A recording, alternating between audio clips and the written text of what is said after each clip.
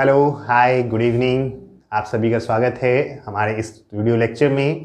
दोस्तों, अभी तक हमने 10th क्लास के इलेक्ट्रिसिटी चैप्टर को उसमें बहुत सारी चीज़ों को कवर कर लिया है और आज के इस वीडियो लेक्चर में जो है हम लोग सीरीज और पैरेलल कॉम्बिनेशन के आगे वाले टॉपिक्स को कवर करने वाले हैं। पिछले वीडियो में हमने सीरीज पैरेलल कॉम्बिनेशन को कवर किया था, उससे रिलेटेड न्यूमेरिकल को सॉल्व किया था। तो अगर आपने अभी तक वो वीडियो नहीं देखा है तो ज़रूर से ज़रूर जाके आप उस वीडियो को देख लीजिएगा ताकि एक कंटिन्यूटी हो पाए और आप इसको अच्छे से समझ पाए। अगर आप कंटिन्यू वीडियो नहीं देखते हैं तो आपको बीच से समझना जो है आपके लिए मुश्किल हो सकता है।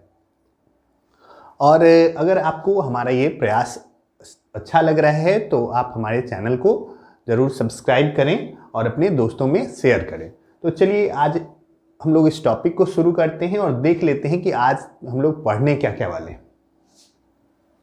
तो आज के इस लेक्चर में हम लोग देखने वाले हैं इलेक्ट्रिक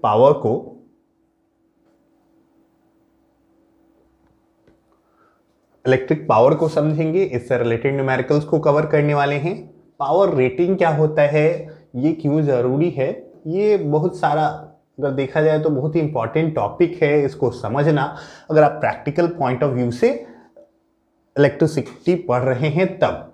उसके बाद इलेक्ट्रिकल एनर्जी क्या होता है, हम लोग इसका इससे रिलेटेड जो है कैलकुलेशन करेंगे और जूल्स लॉ को देखेंगे और लास्ट में जो है कुछ न्यूमेरिकल प्रॉब्लम्स को हम लोग कवर करने वाले हैं। ठीक है, तो चलिए हम लोग एक एक करके टॉपिक्स को कवर करते हैं।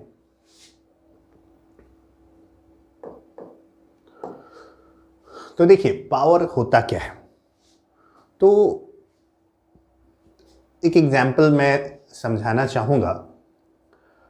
जैसे मान लीजिए कि किसी के पास एक बाइक है, टीवीएस स्पोर्ट है, और किसी के पास टीवीएस का ही अपाची है।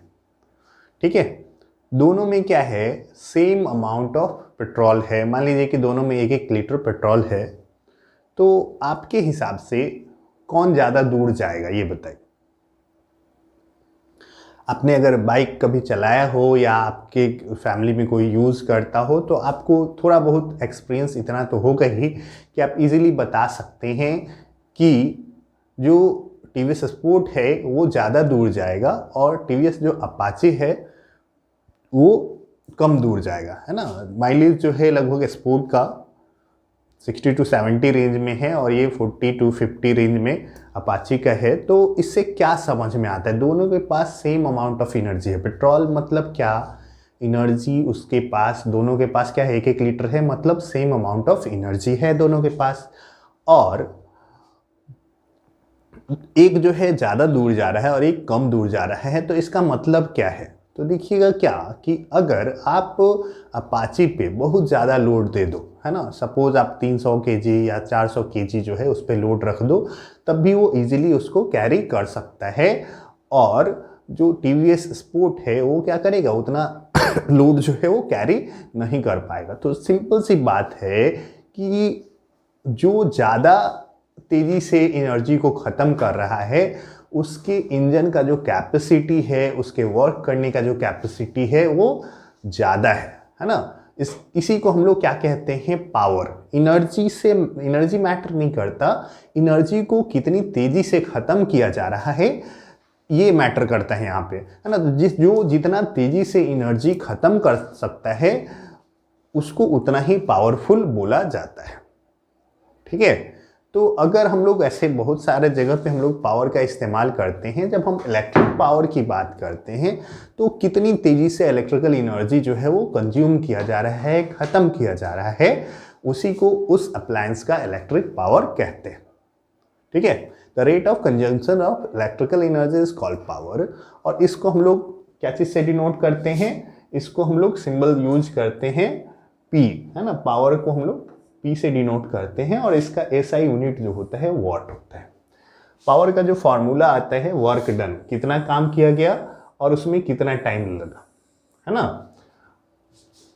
कम टाइम में अगर ज़्यादा काम होगा तो पावर क्या आएगा, ज़्यादा आएगा। जैसे मान लीजिए कि 10 जूल वर्क हो गया 2 सेकेंड में, तो कितना आ जाएगा, 5 वाट पावर आएगा। टाइम जितना घटते जाएगा उतना क्या होगा, पावर का वैल्यू बढ़ेगा, है ना। अगर कम टाइम में कोई ज़्यादा एनर्जी जो है कंज्यूम कर रहा है या एक फॉर्म से दूसरे फॉर्म में बदल रहा है, तो हम लोग बोलेंगे क्या कि उस डिवाइस का जो पावर है वो ज़्यादा है ना। जैसे आप हीटर देखते हो, हीटर क्या करता है, लगभग 2000 से 3000 वाट जो एनर्जी है वो पावर जो है उतना कंज्यूम करता है। मतलब 3000 जूल जो है वो पर सेकेंड, अगर उसका पावर रेटिंग है 3000 वाट, तो 3000 जूल एनर्जी एक सेकेंड में खर्च कर दे रहा है। ठीक है, तो हम लोग के लिए कुछ फॉर्मूला आता है, हम लोग कैसे डिराइव करते हैं पावर का। जो फार्मूला निकाला जाता है वोल्टेज इनटू करंट, बहुत ही सिंपल फार्मूला है डीसी सर्किट में। ठीक है, हम लोग जानते हैं कि किसी भी इलेक्ट्रिकल सर्किट में जो वर्क डन है वो किसके बराबर आता है, V इंटू आई इंटू टी आता है। ये हम लोग पहले देख चुके हैं। तो और पावर का अगर हम लोग निकालेंगे तो W का वैल्यू है VIT/T, तो हमारे से T से T कैंसिल आउट, तो VI हमारे पास पावर का फॉर्मूला आएगा। तो किसी भी इलेक्ट्रिकल सर्किट में वोल्टेज और करंट के मल्टीप्लिकेशन को ही हम लोग पावर कहते हैं। अगर आपको बोला जाए कि पावर निकालिए, तो आपको क्या करना है, किसी एलिमेंट के क्रॉस कितना वोल्टेज है और उससे कितना करंट फ्लो हो रहा है उसको मल्टीप्लाई कर दीजिए, तो आपको पावर का वैल्यू आ जाएगा। अब इसके साथ ही अगर आप देखें तो हम लोग के पास क्या आता है, ओम्स लॉ से, ओम्स लॉ हमने पहले देखा है, उसमें क्या है, V बराबर आता है IR। ठीक है, तो यहाँ से अगर हम लोग चाहें तो हमारे पास P का वैल्यू क्या है, VI है, तो या तो हम लोग V को रिप्लेस कर सकते हैं या फिर इस I को रिप्लेस कर सकते हैं इस रिलेशन से। तो अगर हम लोग यहाँ से V का वैल्यू IR इस V के बदले रख दें, ठीक है, तो क्या हो जाएगा, IR इंटू I, तो ये क्या आ जाएगा, I² R आ जाएगा। ठीक है, तो ये एक पावर का एक अगला और रिलेशन हमको मिल गया। एक तो हमारे पास P इक्वल्स VI है, ठीक है, और दूसरा क्या है, P इक्वल्स I² R। अगर इसी रिलेशन से अगर हम लोग V को नहीं रिप्लेस करके I को रिप्लेस करते हैं,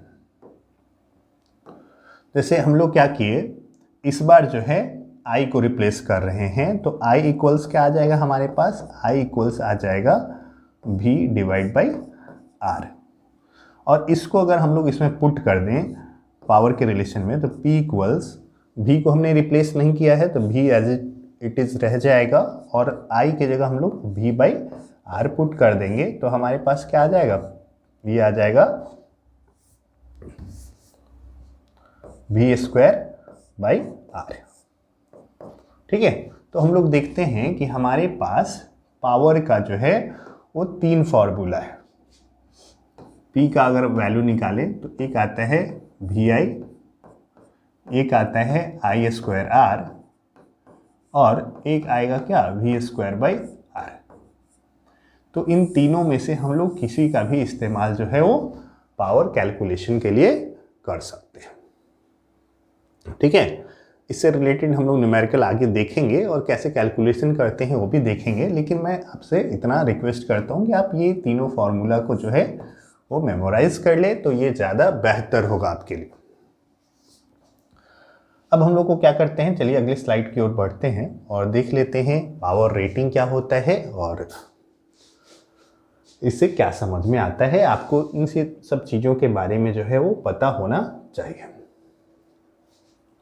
देखिए, जब कोई भी डिवाइस बनाया जाता है तो बनाते समय ही ये डिसाइड किया जाता है कि वो कितने वोल्टेज पे ऑपरेट करने वाला है।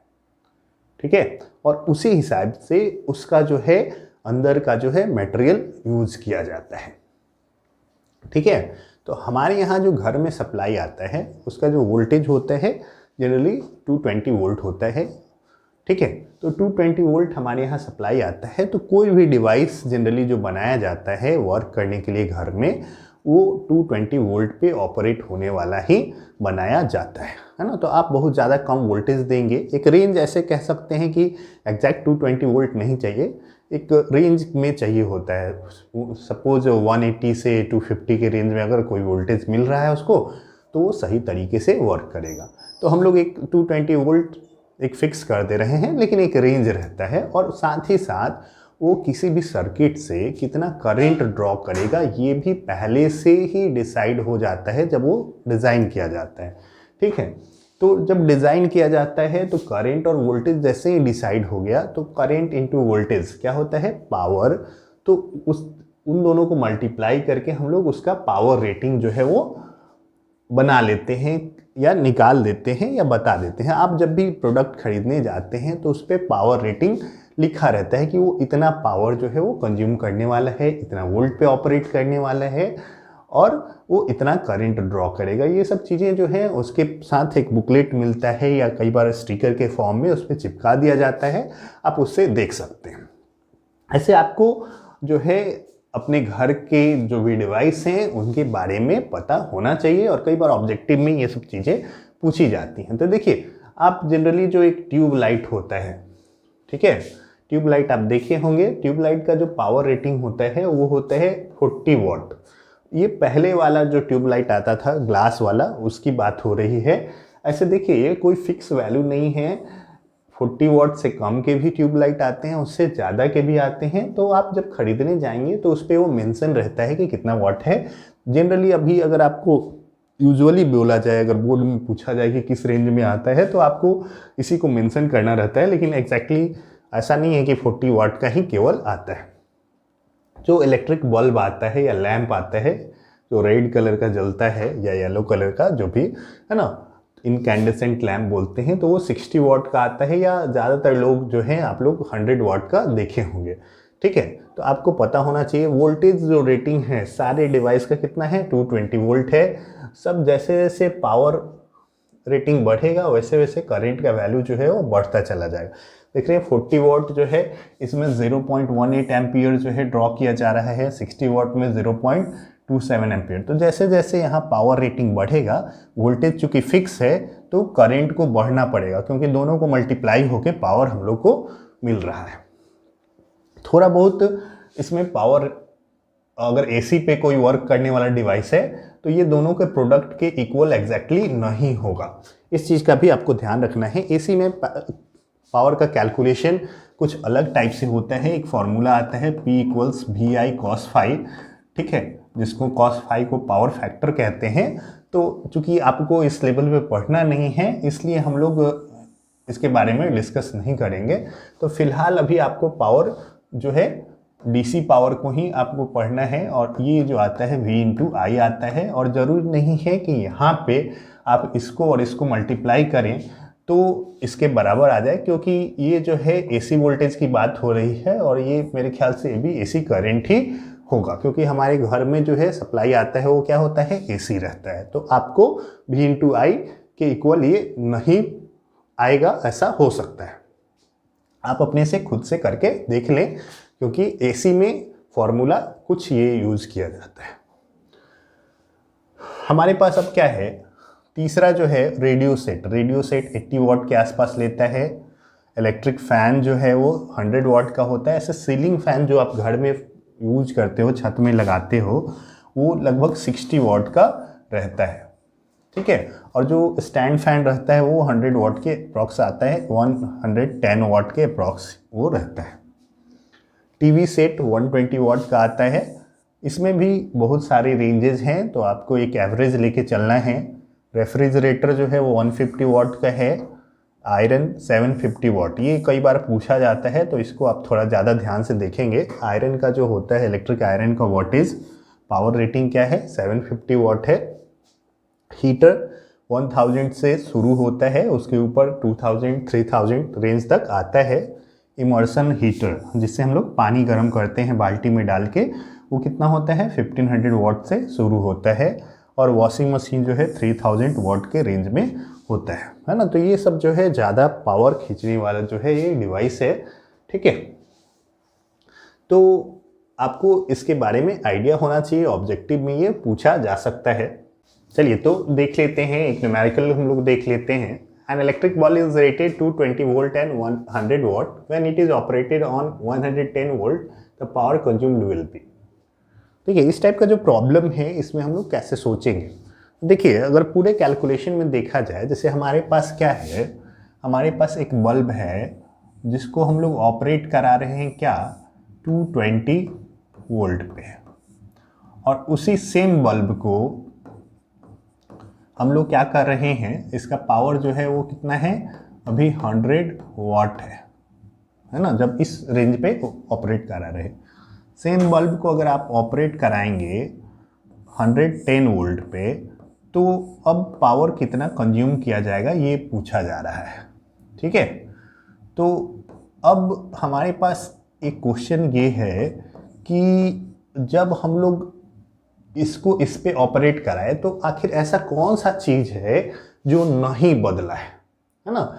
तो आप देखिए क्या इस प्रकार का जो क्वेश्चन होता है, इसमें इस बल्ब का जो मटेरियल है, अंदर का जो इंटरनल मटेरियल है वो नहीं बदला, मतलब रेजिस्टेंस का वैल्यू नहीं बदलेगा। ठीक है, तो हम लोग क्या करेंगे, पहले इस दोनों रिलेशन से रेजिस्टेंस का वैल्यू निकालेंगे और वही रेजिस्टेंस का वैल्यू इसमें यूज करके और फिर पावर कैलकुलेट करेंगे।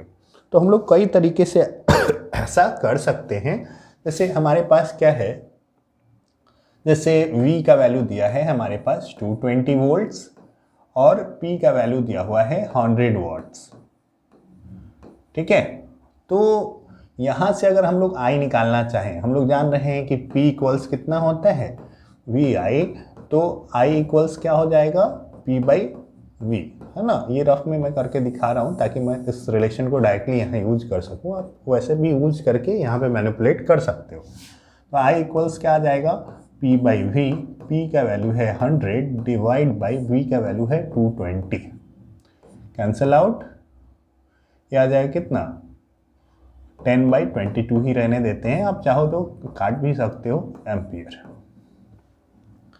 हम लोग जान रहे हैं दोनों में क्या चीज़ नहीं बदला, उस बल्ब का मटेरियल मतलब रेजिस्टेंस का वैल्यू नहीं बदला है। तो हम लोग रेजिस्टेंस का पहले वैल्यू निकाल लेते हैं। From Ohm's law R equals क्या हो जाएगा, V बाई I।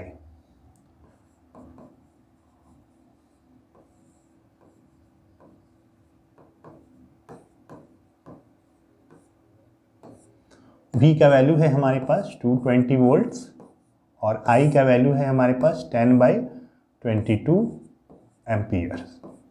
ये आ जाएगा कितना, 220 इंटू 22/10। इसको सिंप्लीफाई करेंगे तो ये कैंसिल आउट आ गया, 22 का स्क्वायर होता है 484 ओम्स। तो इस बल्ब का रेजिस्टेंस यहाँ पे भी कितना होगा, उतना ही होगा। तो हम लोग अगर when the bulb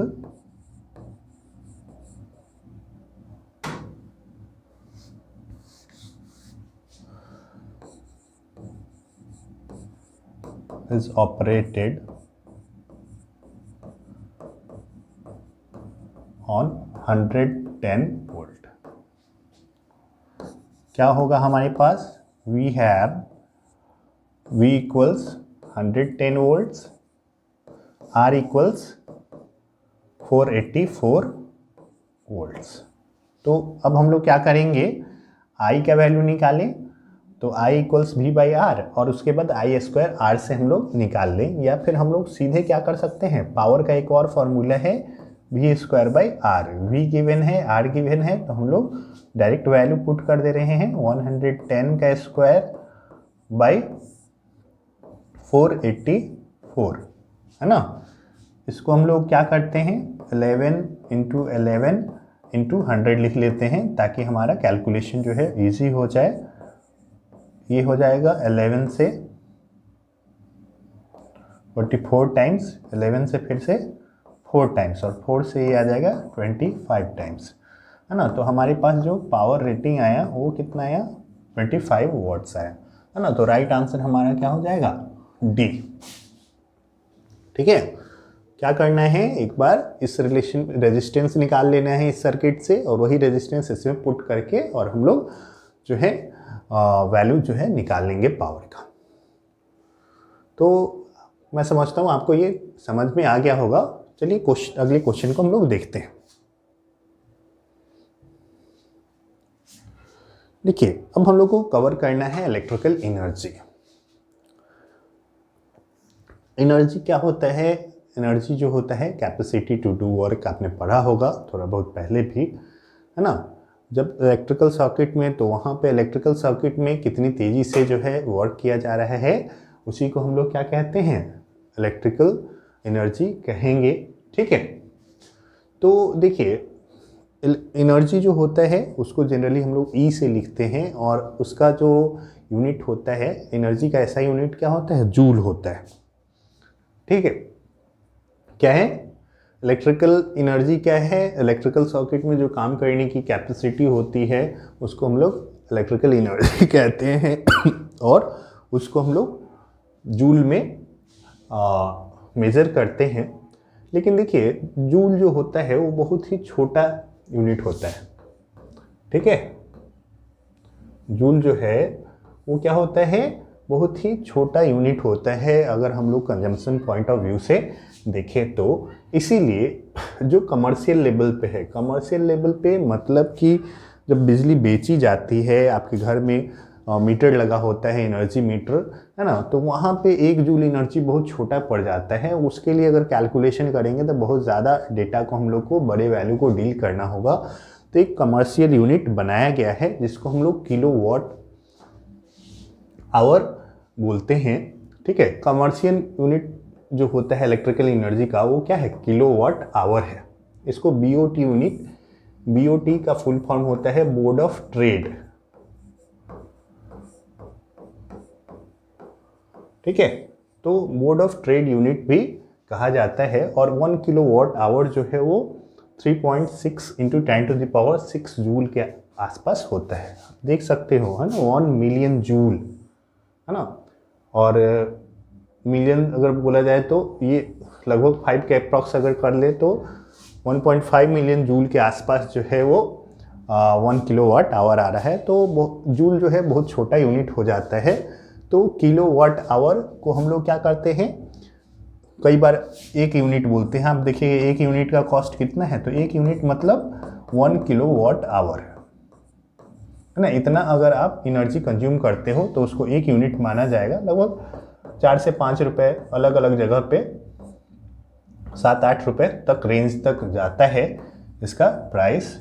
वो डिपेंड करता है कि लोकेशन पे। ठीक है, तो पहले हम लोग इसको समझ लेते हैं कि ये है क्या। ठीक है, तो जब 1 किलोवाट, किलो जो है, के का मतलब क्या होता है? 1000। अभी यूट्यूब चलाने वाले लोग तो बिल्कुल जानते होंगे कि के इक्वल्स 1000 होता है।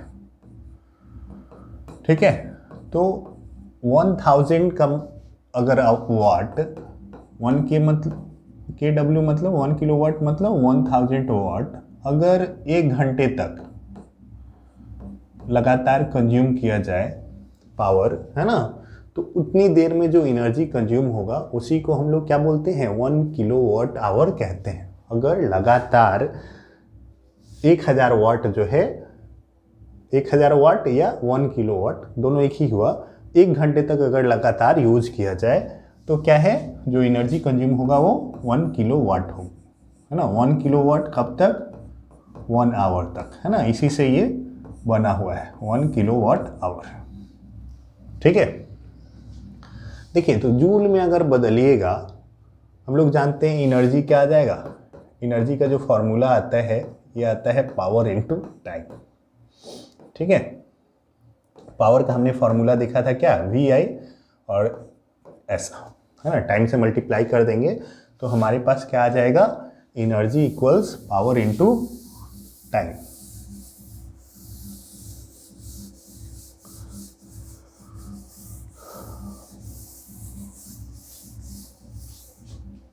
Energy equals power into time. और चूंकि पावर का 3 फॉर्मूला था तो एनर्जी का भी हमारे पास क्या आ जाएगा?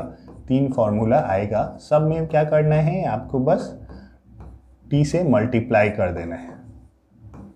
ठीक है, तो इतना सारा फॉर्मूला जो है हमारे पास एनर्जी के लिए है ना। पावर और टाइम के मल्टीप्लिकेशन से हम लोग को एनर्जी का वैल्यू मिलता है। एनर्जी का यूनिट जूल होता है और हम लोग कमर्शियल लेवल पे किलोवाट आवर या BOT यूनिट या इस टाइप से हम लोग कैलकुलेट करते हैं। है ना। 1 किलोवाट आवर और जूल में ये रिलेशन है, ये बराबर ऑब्जेक्टिव में पूछा जाता है। आप कैसे निकालेंगे ये अभी हम लोग देखने वाले हैं, लेकिन आपको याद होना चाहिए वैल्यू, या फिर आप कैलकुलेट तेज़ी से कर सकते हैं, तो ये आपके लिए एक अच्छी बात है। देखिए कैसे निकालते हैं। तो हमारे पास क्या है, 1000 वाट, 1 किलोवाट पहले शुरू से हम लोग करते हैं। 1 किलोवाट बराबर कितना जूल होगा, किलोवाट आवर, ये हम लोग को देख लेते हैं। ठीक है, एक चीज़ देखिएगा, P बराबर क्या आता है, E/T, है ना। E एनर्जी है, तो वाट जो होता है, P का यूनिट क्या है, वाट, वो क्या आ जाएगा, E का यूनिट है जूल, बाय टाइम का है सेकेंड, तो वाट बराबर कितना आ जाएगा, जूल बाय सेकेंड। ठीक है, या फिर हम लोग बोले तो 1 वाट जो होता है वो क्या होता है, 1 जूल पर सेकेंड के इक्वल होगा, या फिर कई बार ऐसे भी आपको लिखा हुआ मिल सकता है, सेकेंड का पावर -1 करके। ठीक है, ये भी ऑब्जेक्टिव में कई बार आपको पूछा जाता है ना। 1 वाट बराबर क्या हो जाएगा, 1 जूल पर सेकेंड, है ना। या वाट और जूल सेकेंड में क्या रिलेशन है, तो वाट बराबर जूल पर सेकेंड ऐसा आएगा। ठीक है, या जूल बराबर हम लोग ऐसे बोल सकते हैं कि वाट सेकेंड आएगा।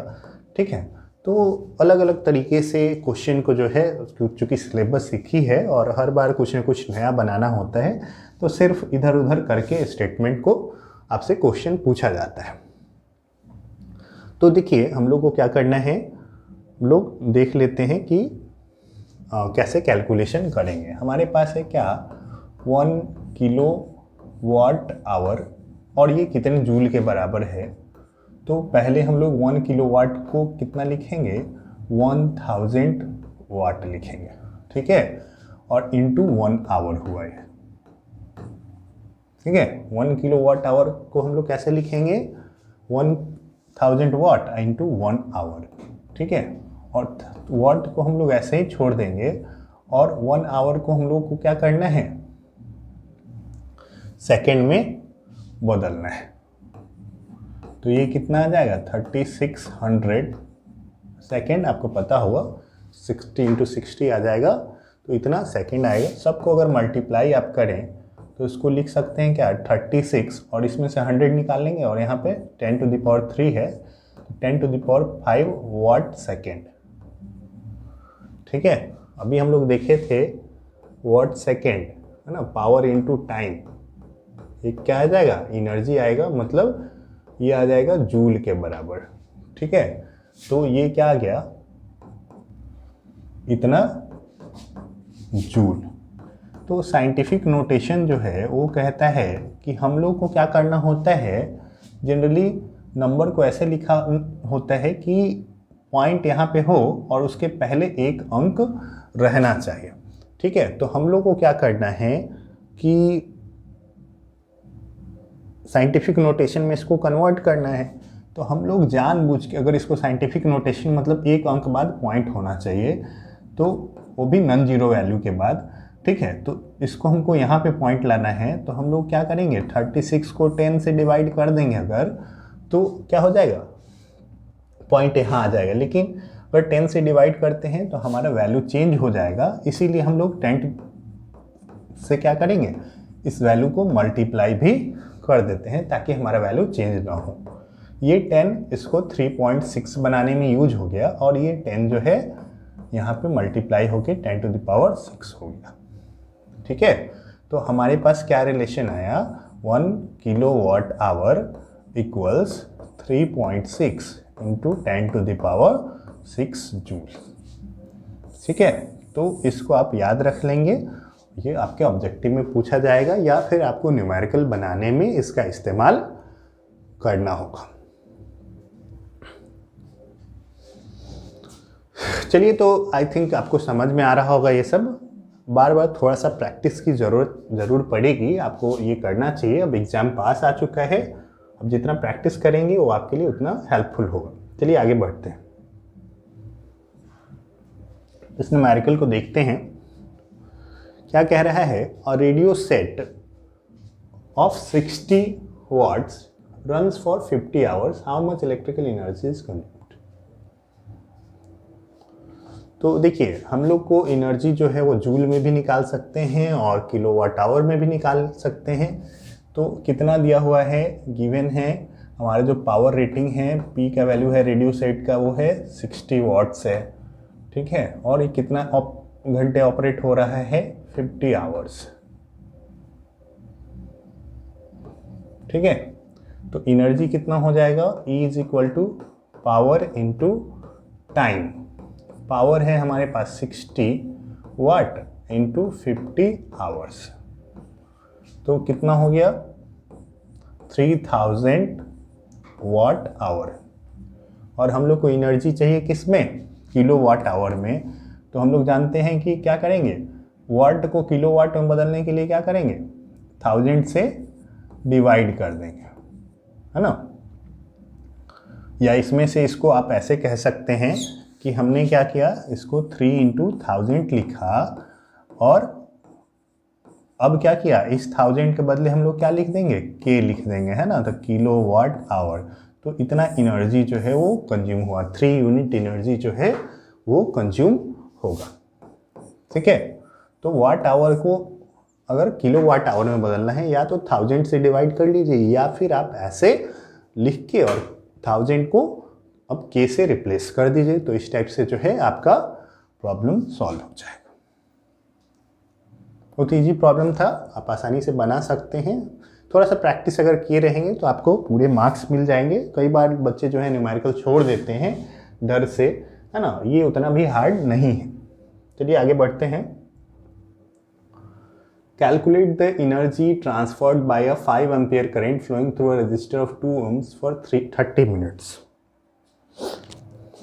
क्या क्या गिवन है हमारे पास, I का वैल्यू दिया हुआ है 5 एम्पियर है, रेजिस्टर का वैल्यू है 2 ohms और टाइम जो है वो दिया हुआ है 30 मिनट्स, मीन्स हाफ आवर, या फिर अगर ऐसे लिखे तो 0.5 आवर्स। तो देखिए हमारे पास क्या निकालना है, एनर्जी निकालना है। एनर्जी इक्वल्स क्या, पावर इनटू टाइम, ठीक है। पावर हम लोग को निकालना है तो सबसे पहले हम लोग को पावर निकालना होगा। तो इस रिलेशन को हम लोग देख के यहाँ से हम लोग को आइडिया लगा कि हम लोग को पहले पावर कैलकुलेट करना होगा। पहले लिखेंगे नहीं, बस हम लोग कहीं रफ कर रहे हैं, ठीक है। तो पावर पहले निकालना होगा, तो चलिए पहले पावर को हम लोग निकाल लेते हैं।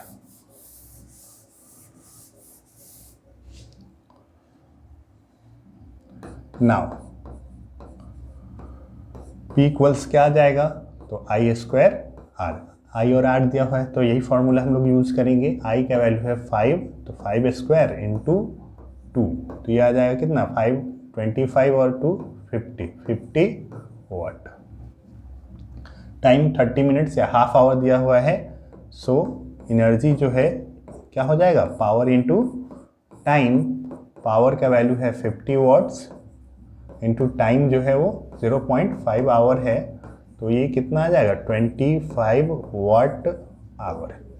या फिर यही आंसर आप कर दीजिए, या फिर आप इसको 1000 से अगर डिवाइड कर देते हैं तो ये किलो वाट आवर में कन्वर्ट हो जाएगा, ठीक है। तो ये आ जाएगा कितना, 0.025 किलो वाट आवर, इतना एनर्जी ये कंज्यूम करेगा।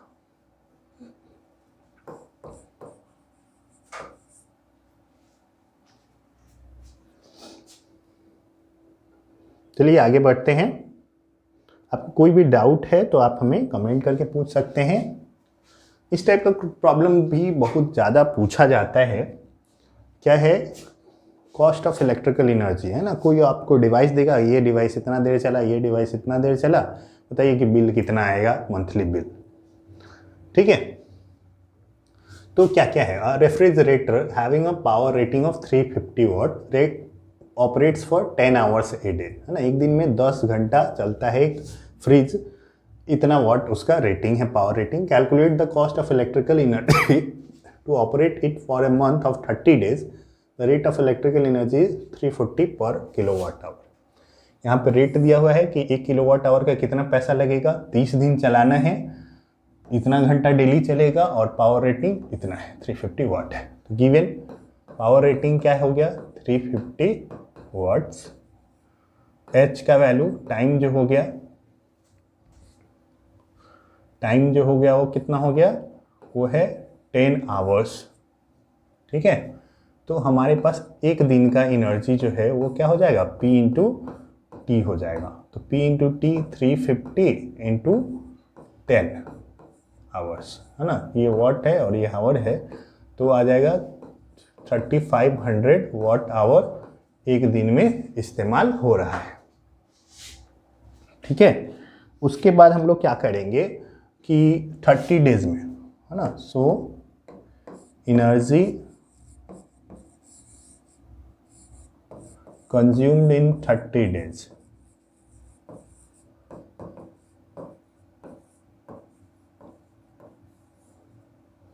क्या हो जाएगा, सपोज हमने ई डैश से लिखा है इसको, तो एक दिन का जो है 3500 वाट आवर इंटू 30, ठीक है, तो ये कितना हो जाएगा,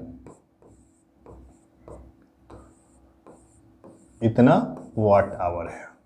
ठीक है, इतना वाट आवर आया, इसको हम लोग 1000 से डिवाइड कर दे रहे हैं, तो ये किलो वाट आवर में कन्वर्ट हो जाएगा।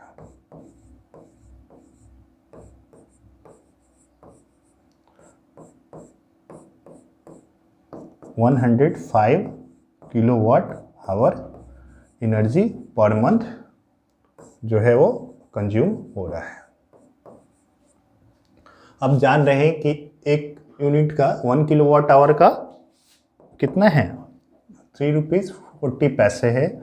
So total cost of energy कितना आ जाएगा,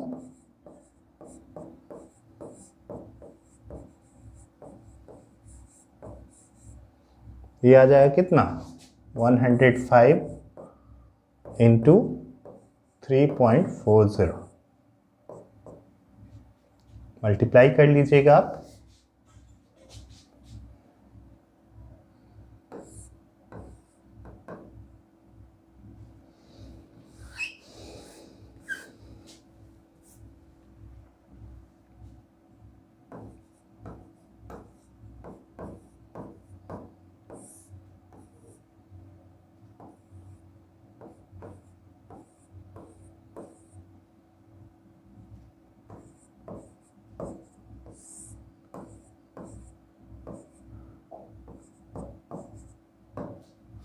तो आ जाएगा कितना, 357 रुपीज़ का बिजली उन्होंने यूज़ किया। ठीक है, तो उनका बिल जो है लगभग इसके आसपास आएगा, है ना, क्योंकि बिल में कुछ और भी चार्जेस जुड़े होते हैं। तो फिलहाल हम लोग को सिर्फ कंजप्शन का ही चार्ज पूछा गया है, तो कितना आंसर आएगा हमारा, वो आ जाएगा 357 रुपीज़ आंसर होगा। ठीक है, क्या करना है आपको, पावर रेटिंग और टाइम को मल्टीप्लाई करके एक दिन का कितना एनर्जी है वो निकाल लीजिए, है ना, वाट आवर में आएगा। ठीक है, यहाँ पे आप चाहो तो किलो वाट आवर में यहाँ भी बदल सकते हो, नहीं तो 30 दिन में कितना होगा तो वो 30 से मल्टीप्लाई कर देंगे ना, उसके बाद हम लोग किलो वाट आवर में बदल लिए और उसके बाद 1 किलो वाट आवर का जितना चार्ज है उससे मल्टीप्लाई करके टोटल कॉस्ट जो है वो लोग निकाल देंगे। चलिए आगे बढ़ते हैं।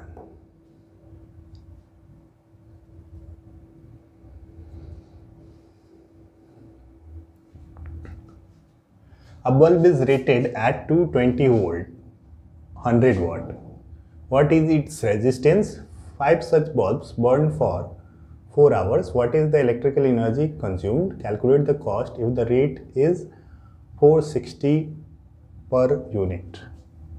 देखिए, तो हमारे पास क्या है, जो हमारा सॉल्यूशन होगा क्या है, बल्ब का जो है रेटिंग दिया हुआ है, V का वैल्यू दिया हुआ है 200 वोल्ट और पावर रेटिंग दिया हुआ है क्या, 100 वाट। रेजिस्टेंस निकालना है, तो रेजिस्टेंस हम लोग जानते हैं कि P इक्वल्स क्या होता है, V² बाई R, तो R इक्वल्स क्या हो जाएगा, P by sorry V square by P.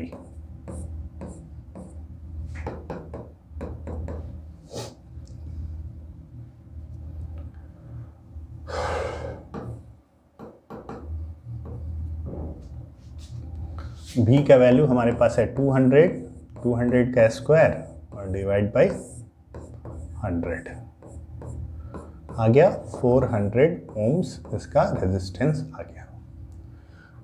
ठीक है, तो ये तो पहला पार्ट का आंसर हो गया। उसके बाद क्या है, ऐसा बल्ब जो है 5 ऐसा बल्ब 4 घंटा जलता है। हाँ, 5 बल्ब है, एक बल्ब का पावर हुआ कितना, एक बल्ब जो है वो 100 वाट का है, तो 5 बल्ब कितना होगा, शॉर्टकट में लिख दे रहा हूँ मैं, आप स्टेटमेंट लिख लीजिएगा ना। P1 means the power of 1 bulb and P5 means power of 5 bulbs. तो 5 इंटू 100 वाट्स तो कितना हुआ, 500 वाट्स जल रहा है। कितने घंटा, 4 घंटा। तो एनर्जी जो है कंज्यूम्ड पर डे कितना हो जाएगा, 500 वाट्स इंटू 4 आवर्स, तो आ गया कितना 2000 वाट आवर। इसको हम लोग 1000 से डिवाइड कर देंगे तो 2 किलो वाट आवर आ जाएगा, है ना। मतलब 2 यूनिट जो है एनर्जी पर डे खत्म होगा।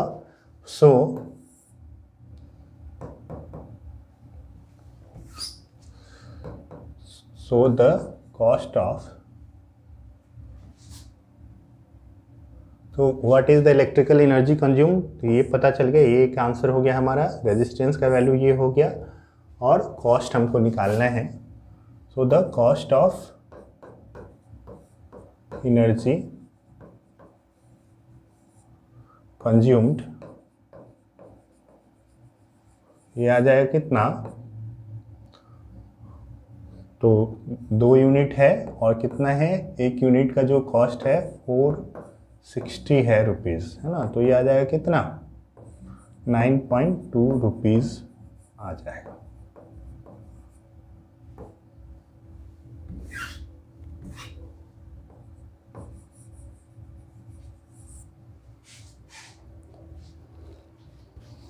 चलिए, आपको कोई भी डाउट हो रहा हो तो आप हमें कमेंट कर सकते हैं, या अगर कोई भी समस्या आ रही है आपको सब्जेक्ट से रिलेटेड तो आप हमें कमेंट करके पूछ सकते हैं। चलिए आगे हम लोग बढ़ते हैं और अगली प्रॉब्लम को देख लेते हैं। देखिए, heating effect of electric current, अगला जो टॉपिक है कि बहुत सारे 3-4 जो इफेक्ट हैं वो करंट का होता है। जैसे कि एक है हीटिंग इफेक्ट है, एक केमिकल इफेक्ट होता है, ठीक है, मैग्नेटिक इफेक्ट होता है ना। तो ये सब कुछ इफेक्ट हैं इलेक्ट्रिक करंट के, जिनमें से आपको हीटिंग इफेक्ट के बारे में पढ़ना है। और आप पहले भी जानते होंगे हीटिंग इफेक्ट के बारे में। आप देखे होंगे कि जब भी कोई इलेक्ट्रिकल डिवाइस से करंट फ्लो होता है तो क्या होता है, वो डिवाइस या उससे जो तार जिससे करंट फ्लो हो रहा है वो गर्म हो जाता है, ठीक है। तो इसी को हम लोग क्या कहते हैं, हीटिंग इफेक्ट कहते हैं। और ये जो इफेक्ट होता है वो क्या होता है, इलेक्ट्रॉन के बीच आपस में कोलिजन होने के कारण होता है। कुछ एनर्जी लॉस होता है और एनर्जी जो है वो क्या होता है, हीट में कन्वर्ट। मान लीजिए कि ये तार है और इसके भीतर क्या है, बहुत सारे इलेक्ट्रॉन्स हैं। तो ये लगातार क्या करते रहते हैं, मूव करते रहते हैं, और मूव करते हैं तो आपस में एक दूसरे से कोलाइड करते हैं और मतलब टकराते हैं। और इस टकराने के कारण क्या होता है, इनका कुछ एनर्जी जो है वो लॉस हो जाता है और वही हीट के रूप में बदल जाता है, ठीक है। तो इसी के कारण क्या होता है, ये वायर जो है या जो भी एलिमेंट है वो गर्म हो जाता है, ठीक है। तो यूजुअली जो एक कंडक्टर होता है उसमें रेजिस्टेंस बहुत कम होता है, इसलिए वो बहुत ज़्यादा गर्म नहीं होता है। हम लोगों को कई बार क्या होता है कि जानबूझ के क्या करना होता है, ज़्यादा हीट प्रोड्यूस करना होता है। तो उस कंडीशन में हम लोग कुछ ऐसे मटेरियल का इस्तेमाल करते हैं जिसमें ज़्यादा रेजिस्टेंस हो और इस कारण उसमें हीट ज़्यादा प्रोड्यूस हो, है ना। तो जब इलेक्ट्रिक करंट पास करता है, कुछ हाई रेजिस्टेंस वायर है ना, कुछ है जैसे नाइक्रोम का वायर हो गया, ठीक है, तो वो क्या होता है, गर्म होके हीट प्रोड्यूस करता है, इसी को हम लोग हीटिंग इफेक्ट कहते हैं। हाँ, नाइक्रोम है और भी कुछ मटेरियल हैं जो आगे हम लोग देखने वाले हैं। ठीक है, तो इससे रिलेटेड एक लॉ दिया गया था जिसको हम लोग जूल्स लॉ कहते हैं। जूल ने क्या किया था, इससे रिलेटेड एक्सपेरिमेंट किया और उन्होंने जो है इस पूरे को एक समराइज करके एक रिलेशन जनरेट किया। ठीक है, जिसको हम लोग जूल्स लॉ कहते हैं। और इसका जो फॉर्मूला आता है Q बराबर I² RT आता है। मतलब ये है कि अगर R और T, इसको ऐसे कई बार लिखा जाता है, Q directly proportional to I² when R and T are constant.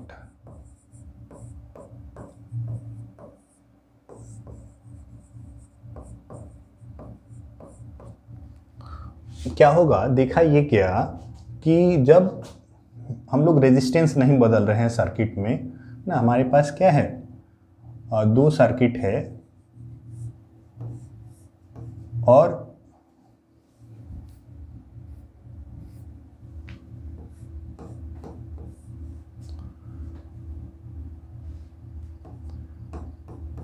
इसका रेजिस्टेंस भी R है और इसमें T टाइम तक करंट फ्लो कराया जा रहा है। इसका रेजिस्टेंस R है और इसमें भी T टाइम तक करंट फ्लो कराया जा रहा है। लेकिन इसमें जो है, सपोज ये I1 है और ये I2 है,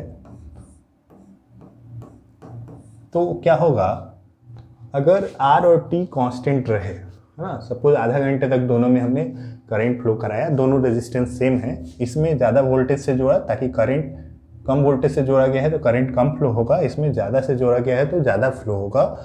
ठीक है, तो क्या होगा कि इसमें देखा गया कि करंट जो होता है I² के प्रोपोर्शनल होता है। मतलब काफ़ी तेज़ी से जो है चेंजेस, हीट जो है वो, सॉरी, हीट जो होता है I² के प्रोपोर्शनल होता है, तो बहुत ही तेज़ी से, जिसमें इसमें ज़्यादा अगर करंट फ्लो हो रहा है तो उसमें बहुत ज़्यादा तेज़ी से हीट प्रोड्यूस होगा। इसी को एक और तरीके से लिखा जाता है Q डायरेक्टली प्रोपोर्शनल। मतलब ये भी एक चीज़ और मैं बता दूं यहाँ पे कि अगर करंट डबल हो जाएगा तो हीट जनरेटेड क्या हो जाएगा, 4 टाइम्स हो जाएगा। ये ट्रिपल हो जाएगा तो 9 टाइम्स हीट जनरेट होगा, है ना। कब, जब ये दोनों फिक्स है तब। अगर I और T को हम लोग फिक्स कर दे रहे हैं तो उस समय R के प्रोपोर्शनल हो जाएगा, और अगर हम लोग T को, I और R को फिक्स कर दे रहे हैं तो क्या हो जाएगा, वो T के प्रोपोर्शनल हो जाएगा। मतलब जिसमें ज़्यादा देर तक करंट फ्लो होगा उसमें उतना ज़्यादा हीट प्रोड्यूस होगा। कॉमन सेंस है ये। ठीक है, ये सब वर्क के जो होता है W is equal to QV, है ना, इस रिलेशन से ये सब निकाला गया है। ठीक है, Q is equal to IT कर दिया, फिर हमने V इक्वल्स IR रख दिया। Q इज इक्वल टू क्या होता है, IT, और V इक्वल्स होता है IR। तो ये क्या हो जाएगा, I² RT आपका जो है रिलेशन आ जाता है। तो जो पोटेंशियल का आपने रिलेशन पढ़ा है उसी से इसको डिराइव किया गया है। ठीक है, तो हमारे पास क्या आता है, जूल्स लॉ कहता है कि हीट जो प्रोड्यूस होगा उसका फॉर्मूला कितना आएगा, I² RT आएगा।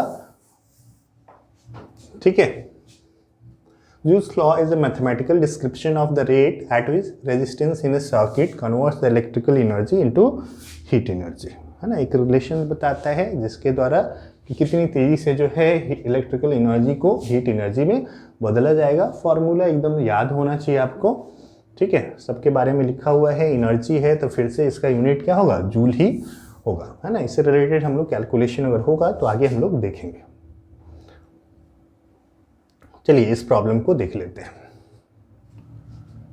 Calculate the heat energy produced in resistance of 5 ohm when 3 ampere current flows through it for 2 minutes, है ना। तो हमारे पास क्या है, Q का वैल्यू पूछा जा रहा है कि क्या है, गिवन जो है वो हमारे पास है, R का वैल्यू है 5 ओम है और I का वैल्यू दिया हुआ है 3 एम्पियर और टाइम जो है वो दिया हुआ है 2 मिनट्स, है ना। तो एक चीज़ आपको ध्यान देना है कि जब भी टाइम से रिलेटेड कैलकुलेशन करते हैं तो अगर जूल में चाहिए तो आपको ये टाइम जो होना चाहिए वो सेकंड में होना चाहिए। तो 2 मिनट्स का मतलब क्या हुआ, 120 सेकेंड। ठीक है, तो Q का वैल्यू जो हो जाएगा, Q इज इक्वल टू क्या हो जाएगा, आई स्क्वायर आर टी। आई का वैल्यू है 3 स्क्वायर इंटू 5 इंटू टी हो जाएगा 120,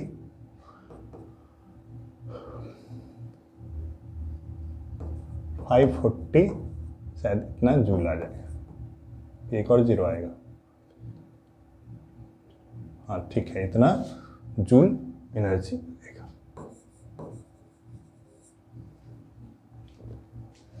ठीक है, तो सीधे फॉर्मूला पे पुट कर देना है, आपका आंसर आ जाएगा। बस एक ही चीज़ आपको नोटिस करना है कि ये जो है वो सेकंड में होना चाहिए टाइम। नेक्स्ट प्रॉब्लम को देखते हैं। An heater of resistance 300 ohm is connected to the main supply for 30 minutes. If 10 ampere current flows through the filament of the heater, then what is the heat produced in the heater? Resistance दिया हुआ है 300 ओम है, 30 minutes तक connect है और current I flow हो रहा है। तो आप आसानी से निकाल सकते हैं क्यू का वैल्यू क्या हो जाएगा, आई स्क्वायर मतलब 10 का स्क्वायर इंटू आर है 300 इंटू टी 30 मिनट्स मतलब 30 इंटू 60 सेकेंड। सिंप्लीफाई कर लीजिए, आंसर आ जाए।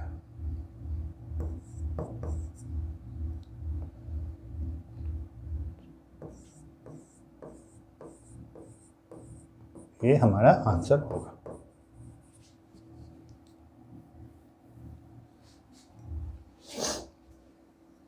या फिर इसको हम चाहें तो ऐसे 10⁶ को हम लोग क्या लिखते हैं, m से लिखते हैं मेगा, तो मेगा जूल भी हम लोग कह सकते हैं।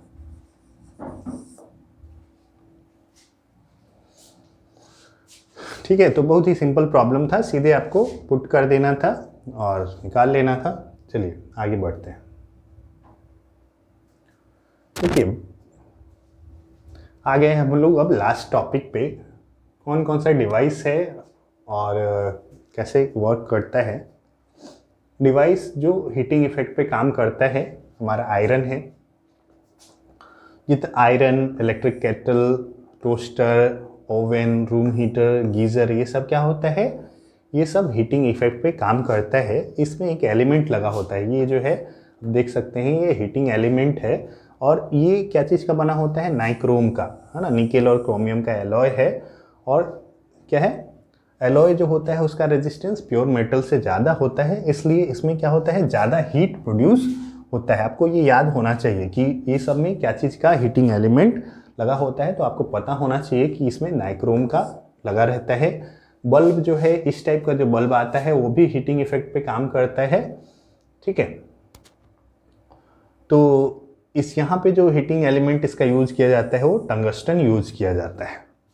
ठीक है, ये वाला जो रहता है ये टंगस्टन का बना होता है इसके भीतर, और ये जब हीट होता है तो उससे जो है लाइट निकलता है। ठीक है, इसके भीतर आपको कई बार पूछने देगा कि क्या चीज़ भरा होता है, तो कुछ इनर्ट गैस भरा होता है। हवा अगर भीतर भरा होगा तो वो ऑक्सीडाइज करके इसको तोड़ देता है जो इसका फिलामेंट है, इसलिए हवा को निकाल के हीलियम या ऑर्गन जैसा जो है गैस, इनर्ट गैस भर दिया जाता है ताकि ये ऑक्सीडाइज होके ख़राब ना हो। उसके बाद जो है एक और डिवाइस है जो हीटिंग इफेक्ट पे काम करता है, वो है हमारा फ्यूज़, जो एक सेफ्टी एलिमेंट भी है। हालांकि हम लोग जब वायरिंग, डोमेस्टिक वायरिंग देखेंगे आगे अगले चैप्टर में, तो वहाँ पे हम लोग इसको कवर करेंगे अच्छे से। तो आपको सिर्फ ये पता होना चाहिए कि ये क्या करता है, तो ये हमारी सेफ्टी के लिए लगा रहता है। ठीक है, आपने ज़रूर देखा होगा इसको। अगर ज़रूरत से ज़्यादा करंट अगर इस सर्किट से फ्लो होगा तो ये इसमें का जो वायर है हीटिंग इफेक्ट के कारण ये क्या हो जाता है, गल जाता है ना, मेल्ट कर जाता है। ठीक है, और यहाँ से सर्किट ब्रेक हो जाता है। ठीक है, इसका जो वायर बना होता है वो लीड और टीन का बना होता है। ये भी कई बार ऑब्जेक्टिव में आपसे पूछा जाता है। ठीक है, एक दो टॉपिक आप देख लीजिए, जैसे कि ये फेज वायर पे जोड़ा जाता है या जो प्लस वायर होगा उसमें जोड़ा जाएगा डीसी सप्लाई में। ठीक है, ये किटकैट फ्यूज़ है, इसका जो मटेरियल है ये पोर्सिलेन का बना हुआ है, चीनी मिट्टी का बना हुआ है। ठीक है।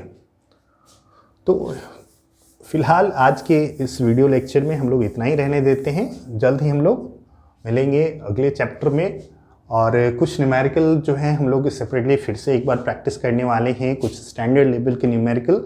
तो आप ज़रूर देखेंगे उस वीडियो को अगर आप चाहते हैं कि आपसे न्यूमेरिकल जो है इजीली सॉल्व हो और आपको एग्ज़ाम में जितना भी प्रॉब्लम है वो छूटे नहीं। तो हम लोग एक सेपरेट केवल न्यूमेरिकल पे वीडियो देखने वाले हैं। तो मिलते हैं आपसे अगले वीडियो में। आज के लिए इतना ही रहने देते हैं। आप सभी का इस वीडियो को देखने के लिए बहुत बहुत धन्यवाद। आपको अगर ये प्रयास अच्छा लग रहा है तो आप हमारे चैनल को सब्सक्राइब करें और वीडियो को ज़्यादा से ज़्यादा शेयर करें।